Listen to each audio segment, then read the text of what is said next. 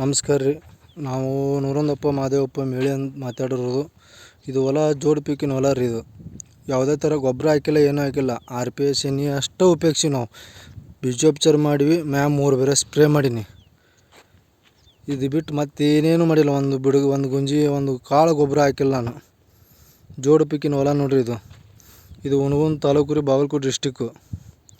ಇಲ್ಲ ತಿಮ್ಮಾಪುರ ಕ್ರಾಸಿಗೆ ಬರ್ತೀರಿ ಹೊಲ. ಇದು ಜೋಡಿ ಪೀಕಿನ ಹೊಲ ರೀ. ಇದು ಕಡ್ಲಿ ಹೆಂಗೆ ಕುಂತೈತಿ ನೋಡ್ರಿ, ಚಲೋ ಕುಂತೈತಿ. ಯಾವುದೇ ಥರ ಏನು ಗೊಬ್ಬರ ಹಾಕಿಲ್ಲ ನಾನು. RPS ಎಣ್ಣೆ ಬಂದ ಉಪಯೋಗಿಸಿ ನಾನು ಬೀಜೋಪಚಾರ ಮಾಡೀನಿ. ಮ್ಯಾಮ್ 3 ಬೇರೆ ಸ್ಪ್ರೇ ಮಾಡಿ ನೋಡ್ರಿ. ರೈತರಿಗೆ ಮಾತ್ರ ಒಳ್ಳೆಯ ರಿಸಲ್ಟ್ ಇದು. ಯಾವುದೂ ಲಾಸ್ ಇಲ್ಲ.